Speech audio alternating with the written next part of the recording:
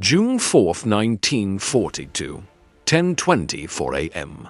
Over the Pacific Ocean about 240 nautical miles northwest of Midway Atoll, Lieutenant Commander Wade McClusky looked down from 14,000 feet and saw something that shouldn't have been possible. For Japanese aircraft carriers moved below in a tight diamond, their decks crowded with fueled, armed planes, hoses and bomb carts scattered across wooden planks. Everything was being readied for a mass launch. It was the most exposed moment a carrier could have. This was not how the day was supposed to go. McClusky had been searching empty ocean for 2 hours, fuel almost gone, 30 dive bombers behind him, and failure staring him in the face. The enemy wasn't where the intelligence said it would be. His Enterprise and Hornet groups were split up. Torpedo Squadron 8 had already been wiped out, every plane downed, only one man alive. The American attack seemed broken. But half an hour earlier, McClusky had made a choice that would swing the war. When he reached the expected rendezvous and saw nothing, he didn't turn back. He spotted a lone Japanese destroyer, Arashi, racing northeast after depth charging the submarine Nautilus, clearly heading to rejoin a larger force. Trusting his gut, he followed its wake. Now, as he pushed over into his dive, he was about to strike a blow that would flip Japanese naval power on its head. In 5 brutal minutes, the Japanese didn't know the dive bombers were above them.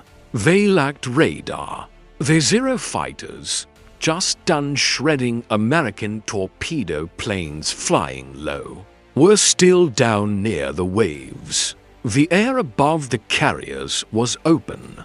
These next minutes, Admiral Chester Nimitz would later say, decided the fate of the Pacific Fleet and the Midway fight. At 10:24 a.m., McClusky rolled his SBD Dauntless into a 70-degree dive. 31 more followed. Japanese lookouts shouted warnings to late to understand why those 5 minutes mattered. You have to see what Japan believed and what it had done in the 6 months since Pearl Harbor. In early 1942, the Japanese Empire saw itself as unstoppable, and the numbers seemed to back it up. Since December 7, 1941, Japan had conquered an area larger than Europe. Hong Kong fell in 18 days, Manila in 26, Singapore in 70. The British were driven from Malaya, the Dutch from Indonesia, the Americans from the Philippines. The Kido Butai, the Japanese carrier strike force, had never tasted defeat. It sank 5 battleships at Pearl Harbor, raided Darwin, chased the British Eastern Fleet from the Indian Ocean, and sank the carrier Hermes and 2 cruisers. Everywhere the carriers went, they smashed their targets. Their pilots were the most seasoned in the world, veterans of China since 1937. The Mitsubishi Zero outclassed every Allied fighter in the Pacific. Their torpedo and dive bombers were deadly. Their doctrine worshipped the offensive, skill, discipline, and the belief that fighting spirit could overcome material limits. Yamato Damashi, the spirit of Japan. Many officers believed they were simply better training, more experience, more willingness to die. Admiral Isoroku Yamamoto designed Midway to finish what Pearl Harbor began. The plan was bold. A feint in the Aleutians would pull American attention north. Then the main force, Japan's most powerful fleet ever, would hit Midway and pull U.S. carriers into a decisive ambush. Japan would crush them. The order of battle was staggering, over 200 ships, including for fleet carriers, 2 light carriers, 11 battleships, 16 cruisers, 46 destroyers, 15 submarines. The carriers Akagi, Kaga, Soryu, and Hiryu carried 148 aircraft and the world's most experienced naval aviators. The battleship Yamato, the flagship, displaced 72,000 tons and mounted 9 18-inch guns, the largest naval rifles ever built. Against this armada, the Americans had 3 carriers, 8 cruisers, and 15 destroyers. Yorktown was damaged at Coral Sea and should have needed 3 months of repair. Pearl Harbor yard workers patched her in 3 days, just enough for one more fight. America was outnumbered in almost every way except one. For warning, Commander Joseph Rockfoot and codebreakers at Station HYPO cracked the Japanese naval code. They learned Midway was the target, June 4th the date, and understood the composition and route of the approach. Nimitz parked his carriers northeast of Midway, hidden and waiting. But knowing the enemy's coming doesn't guarantee victory. The morning's American strikes had gone terribly. Marine fighters from Midway were butchered by Zeros. High-altitude Army B-17s hit nothing. Marine dive bombers were cut down.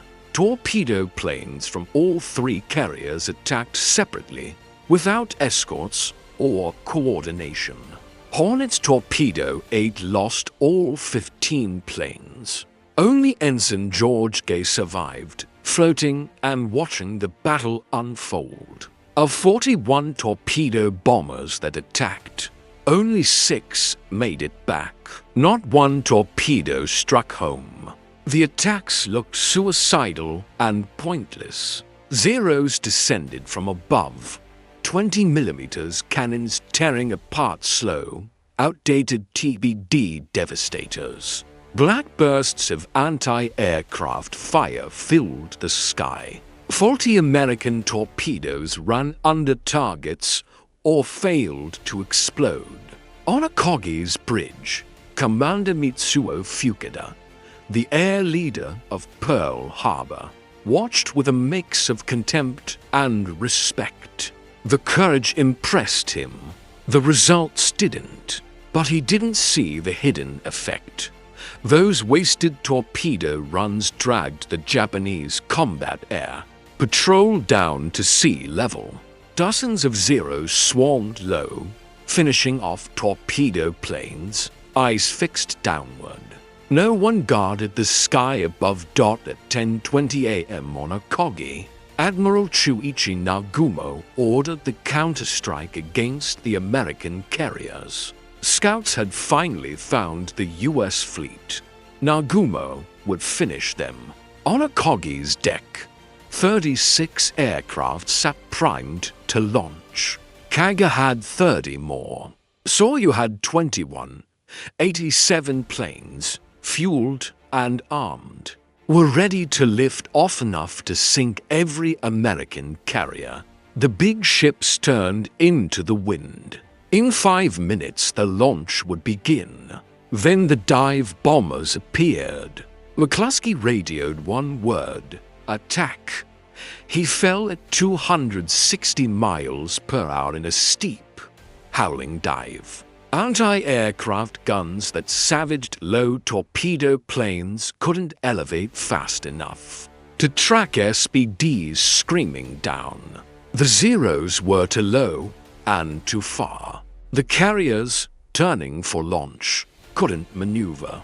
Perfect targets. At 2,500 feet, pilots released 500-pound armor-piercing bombs with delayed fuses to punch through decks before exploding. For seconds to impact. For seconds that bent history. The first bomb struck Kaga at 10:25 a.m., just abaft the island. It set off fuel and armed bombs on deck. A second hit near the forward elevator. A third struck port side. A fourth smashed the bridge, killing Captain Yoku Okada and senior officers. In under a minute, Kaga became a funeral pyre. At the same time, Lieutenant Richard Best's section peeled off toward Akagi. Almost all the other dive bombers had mistakenly gone for Kaga. Best yanked his two wingmen out of their runs and turned on the second carrier. His bomb hit Akagi dead amidships, plunging through the flight deck and exploding in the hangar. Torpedoes and bombs stored below detonated. Secondary blasts raced through the ship. Fukuda, on Akagi's bridge, heard the scream, looked up, and saw 3 black specks diving. A heartbeat of silence. Then a shock lifted him. Smoke and fire burst from the hangar. He looked out and saw Kaga and Soryu also in flames. 3 carriers burning at once. Horrible to behold, he would say. Soryu, struck by Yorktown's dive bombers under Lieutenant Commander Max Leslie, took 3 quick hits by the forward elevator, amidships, and aft. Fuel erupted. Ordnance blew. Within minutes the ship was a furnace. The crew abandoned her. The attack lasted 5 minutes. When it ended, 3 fleet carriers were mortally wounded. Akagi burned out of control. Kaga, a veteran of every major operation, was torn by repeated blasts. Soryu, the smallest, was engulfed. More than 240 aircraft were destroyed on deck or trapped below. Over 700 elite aviators and crew were dead or doomed. The scale of loss was staggering. These 3 ships were 2/3 of Japan's fleet carriers. They had fought in every major action since Pearl Harbor. Akagi displaced 36,000 tons and carried 91 planes. Kaga 38,000 tons and 90 planes. Soryu 18,000 tons and 71 planes. They formed the core of Japan's naval air power. The air groups lost represented years of training and hard-won skilled torpedo pilots who could drop within feet of a target. Dive bombers who could hit moving ships from high altitude. Fighter aces honed over China and across the Pacific. This was more than steel and fuel burning. It was irreplaceable experience turning to smoke. Timing made it worse. If the Americans had arrived 10 minutes earlier, many planes would still have been in hangars, somewhat shielded. 10 minutes later, most would have launched and decks would be clearer. Instead, the dive bombers hit at the exact worst instant, every deck packed with fueled, armed aircraft.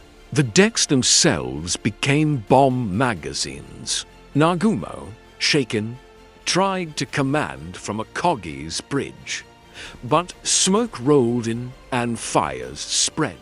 At 10:46 a.m., he climbed down a rope to abandon ship, staff following to the light cruiser Nagara, forced to watch as the strike force burned.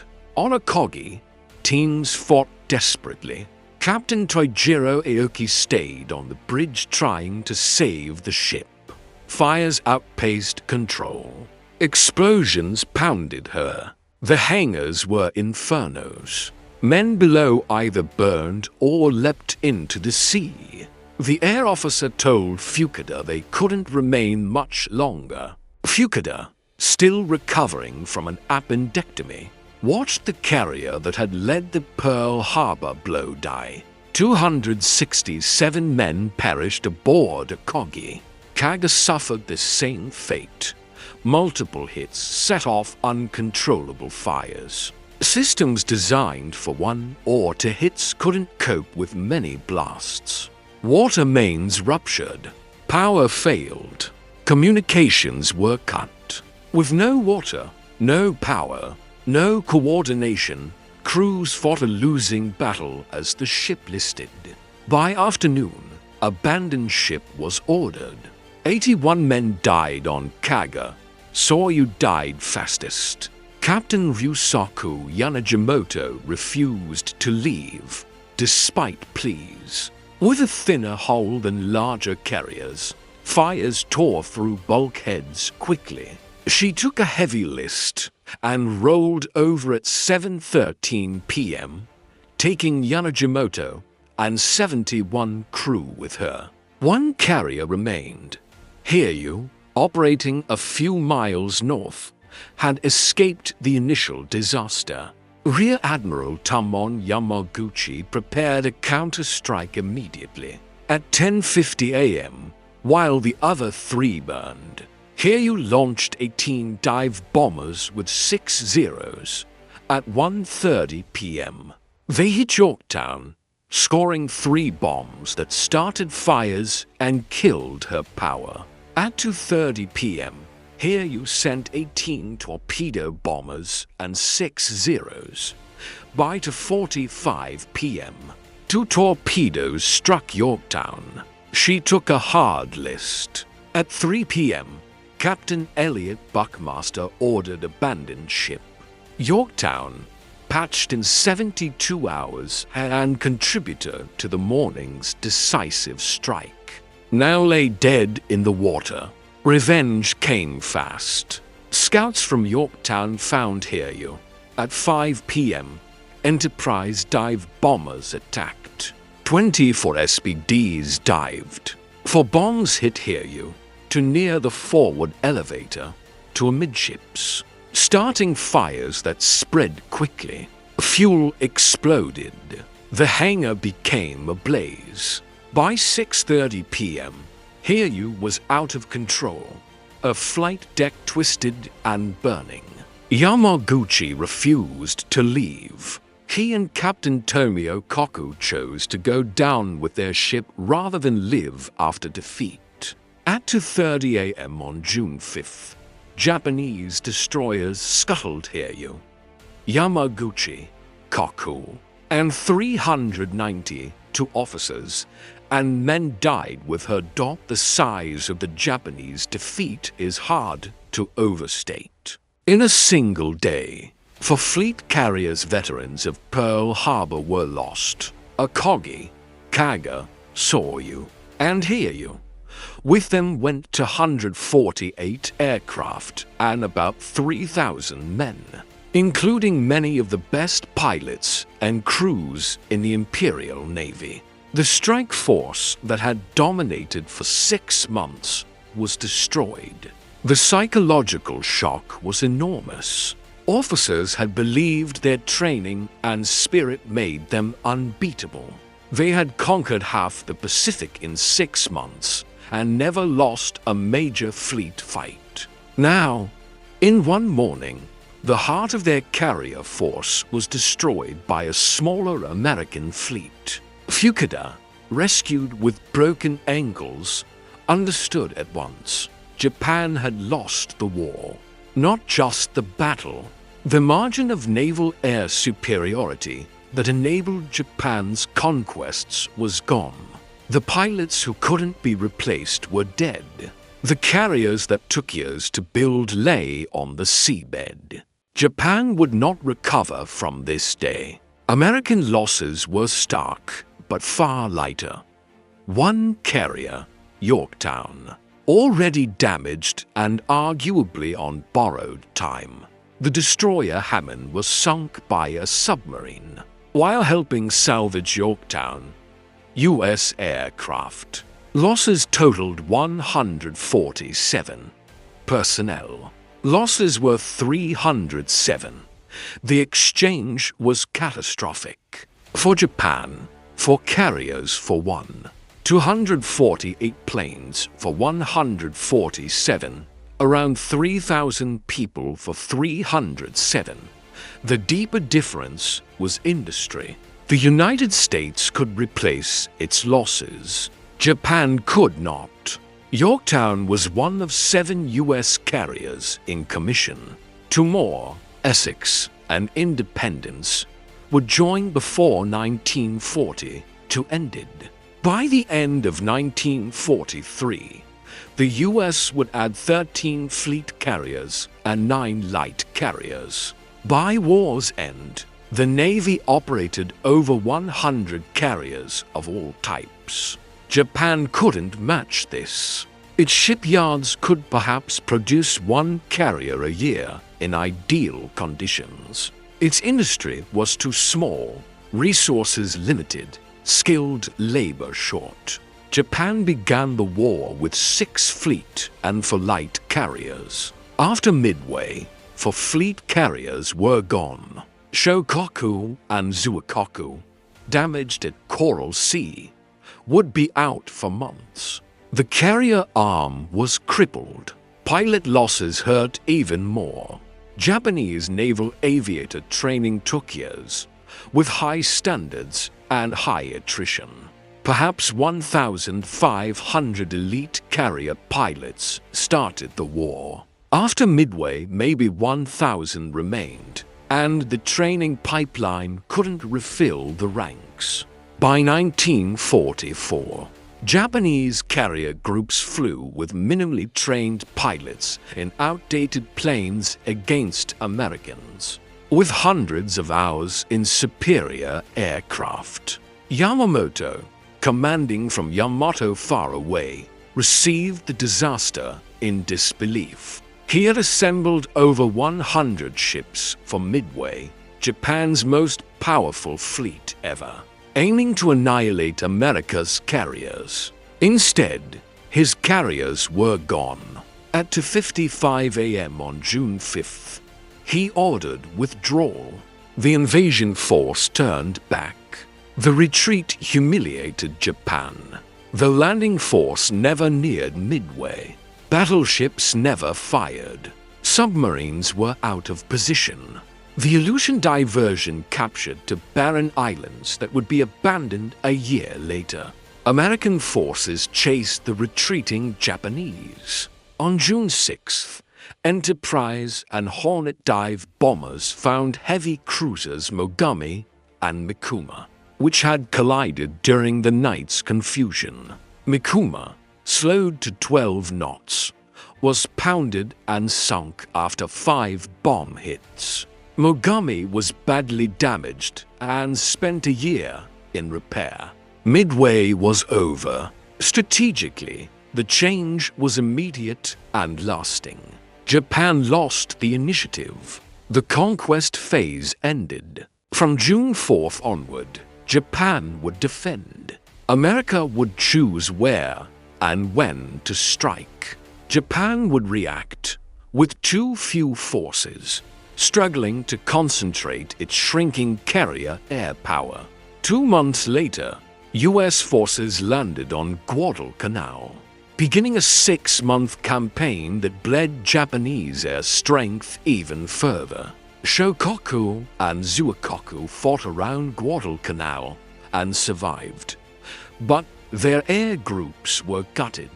By campaign's end, hundreds more Japanese pilots and planes were gone. Training couldn't keep up. By mid-1943, carrier air groups were shadows of their former selves. The slide only steepened. In June 1944, at the Philippine Sea, Japanese carrier planes attacked and were massacred in the Great Marianas Turkey Shoot. Over 300 aircraft were shot down in a day. Many pilots were barely trained, flying into dense anti-aircraft fire and radar-directed American fighters. The slaughter was total.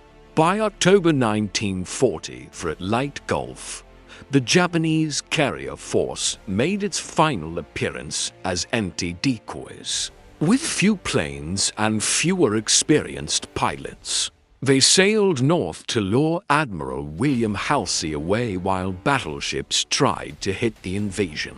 Beaches. The decoy worked, but American escort carriers and destroyers blunted the battleship thrust. The decoy carriers were sunk by American strikes. It scarcely mattered.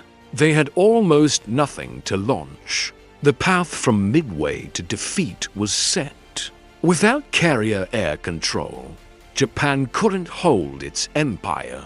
Without the empire, it lost the resources, especially oil, needed to run its war machine. Without resources, industry faltered. Without production, losses couldn't be replaced. The spiral was irreversible. McClusky's decision to keep searching with low fuel, to follow Arashi's wake, and to attack at the exact moment the carriers were most vulnerable, started that spiral. Nimitz later said McClusky's judgment decided the fate of the carrier task force and the forces at Midway. Without that decision, without those 5 minutes at 10:24 a.m., the Pacific War could have dragged on for years. Japanese survivors understood what had been lost. Fukuda later wrote that Midway doomed Japan. Vice Admiral Nagumo, commander of the carrier force, was relieved and sent to a backwater. He took his own life in July 1944 during the battle for Saipan rather than be captured. Rear Admiral Yamaguchi, who went down with Hiryu, was considered brilliant. His death robbed Japan of a leader who might have salvaged something from the ruin. For American aviators, the victory was costly. Torpedo 8 was annihilated, only George Gay survived. Torpedo 6 from Enterprise lost 10 of 14 aircraft. Torpedo 3 from Yorktown lost 10 of 12. Dive bomber units also paid heavily. Of 115 American aircraft that struck the carriers on June 4, 54 were lost. The price was high, but the survivors knew what they'd done. They smashed Japan's carrier striking force. They turned the tide. McClusky, shot in the shoulder by fighters while escaping, limped home to Enterprise with less than 5 gallons of fuel. Some pilots ran dry and ditched. 10 from McClusky's group were never found. Still, the survivors understood the scale of their achievement. The timing those 5 minutes was luck and skill. Luck that McClusky saw Arashi. Luck that the carriers were turning into the wind at the wrong time. Luck that the cap was down low. Skill and resolve in the decision to keep searching. Sacrifice by torpedo crews who drew fighters down. Brilliance by cryptographers who broke codes. Judgment by Nimitz, who placed his carriers where they needed to be. War correspondent Robert Sherrod later called Midway the pivotal battle of the Pacific. More important than Guadalcanal, Iwo Jima, or Okinawa, Midway settled who would control the Pacific. After June 4th, the United States would command the seas. Japan would fight on defense, losing island after island until the atomic bombs forced surrender in August 1945. The echoes of those 5 minutes carried forward. In July 1945, as Japan braced for invasion, planners thought they might repel one landing maybe. But without carriers, without naval superiority, without resources for a long fight, defeat was certain. The kamikaze waves of 1945 desperate suicide attacks reflected the total collapse of Japan's naval aviation. The trained pilots had died at Midway and in the battles that followed. The replacements, barely trained, could do little but crush their planes into American ships. Yamamoto, architect of Midway, never recovered from the defeat. He kept command but grew fatalistic as his health declined. In April 1943, American codebreakers intercepted his inspection schedule. On April 18th, P-38 fighters intercepted his transport over Bougainville and shot him down. The man behind Pearl Harbor and Midway was dead, another consequence of code breaking. The same edge that set up Midway. Those 5 minutes at 10:24 a.m. revealed a core truth of modern war. Industry matters more than spirit. Intelligence matters more than elaborate plans. The side that replaces losses faster wins. The side that reads the enemy's mail wins. The side that keeps coordinating even when plans fall apart wins. Japan entered the war believing top-tier training, fighting spirit, and operational skill could offset America's factories. Midway proved otherwise. Fresh American pilots in obsolete torpedo planes died attacking carriers and scored no hits. But their sacrifice pulled fighters low and opened the door for dive bombers. The system worked even when parts failed. Japan's, for all its elite training and courage, couldn't adapt. Hit by bombs, choked by fires, and forced to abandon the flagship, the command structure collapsed. There wasn't enough redundancy or depth. Design flaws made it worse. Exposed fuel lines across hangars, poorly protected ordnance storage, weak damage control systems. The carriers could strike hard, but they couldn't take a punch. Strategy showed the same contrast. Yamamoto's plan was intricate, with multiple waves, diversions, and split forces. Complexity breeds fragility. Once Americans read the plan, complexity turned against Japan. Battleships were too far to help carriers. The invasion force couldn't support the strike force. The Aleutian diversion bled strength that might have mattered at Midway. American planning was simpler. Nimitz placed carriers northeast of Midway, waited, then threw everything in. The attacks were poorly coordinated and arrived piecemeal, but enough got through to destroy the carriers. Simple executed imperfectly beat complex requiring perfection. Midway shaped the rest of 20th century naval war. Carriers became the capital ships that mattered. Battleships, despite armor and big guns, were obsolete. The fleet that could launch strikes from hundreds of miles away controlled the sea. The nation that could build carriers faster than they could be sunk would win at sea. The United States built 115 carriers during World War II. Japan built 25. That ratio settled the Pacific. The dive bomber pilots who attacked on June 4th couldn't know they were at history's hinge. They focused on the target in the sight, on surviving the flak, on making it back to the deck. McClusky, bleeding and shot up, worried about fuel to reach Enterprise. Richard Best, who switched targets from Kaga to Akagi, worried about fighters. Max Leslie, leading Yorktown's attack on Soryu, worried about lost planes. Historians would later see that in 5 minutes they accomplished what years of armies couldn't. They broke the backbone of Japanese naval power, shifted momentum, and created the conditions for Allied victory. Nimitz later wrote the war might have lasted 3 more years without Midway a longer, bloodier road. The Japanese pilots who died aboard Akagi, Kaga, Soryu, and Hiryu were as skilled and brave as any. They trained for years and executed flawlessly at Pearl Harbor and beyond.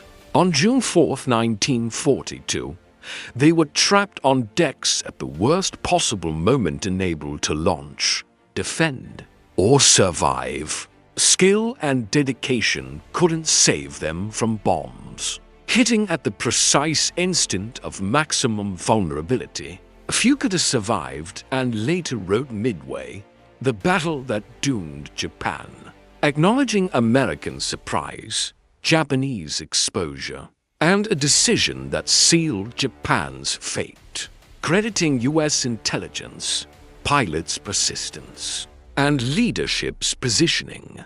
The 5 minutes from 10:24 to 10:29 a.m. fatally damaged 3 carriers. All 3 sank within hours. By day's end, all for that struck Pearl Harbor were gone. The strike force that dominated the Pacific for 6 months no longer existed. McClusky came home with 50 bullet holes, a wounded shoulder, and almost no fuel. He made the most important tactical call of the Pacific War: keep searching, follow the wake, attack when opportunity opens. He received the Navy Cross, but never claimed heroism. He said he did his job. That modesty fit the American response. Survivors didn't boast. They mourned the dead and prepared for what came next. Midway was one victory in a long war, but it was the victory that made the others possible. Those 5 minutes proved that wars are decided less by single strokes than by stacking advantages: intelligence, industry, training, and technology.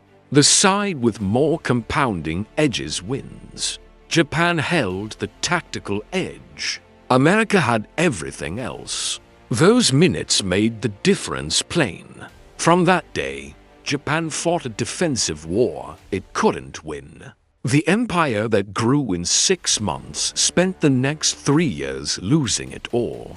American industrial weight endless ships, planes, and pilots ground down resistance until only atomic bombs and surrender remained. Those 5 minutes were the most consequential of the Pacific War, the hinge of the conflict. Before 10:24 a.m., Japan still had a chance, however slim, to force a favorable peace. After 10:29 a.m., that chance was gone. Everything after was the working out of what had already been decided. The bombs that fell on Akagi, Kaga, and Soryu didn't just decide Midway. They decided the trajectory of the war. Not because Americans had more courage, Japanese pilots were as brave as any, but because intelligence, preparation, industry, and accumulated small advantages aligned. Code breakers reading messages. Yard workers fixing Yorktown in 72 hours. Torpedo crews dying to pull fighters low. A destroyer racing northeast at the right moment to point the way. All of it combined to make 5 minutes that changed the world. Asked later about his decision to continue the search, McClusky said he had no choice. His orders were to find and destroy the carriers. He found them. He destroyed them. That was his job.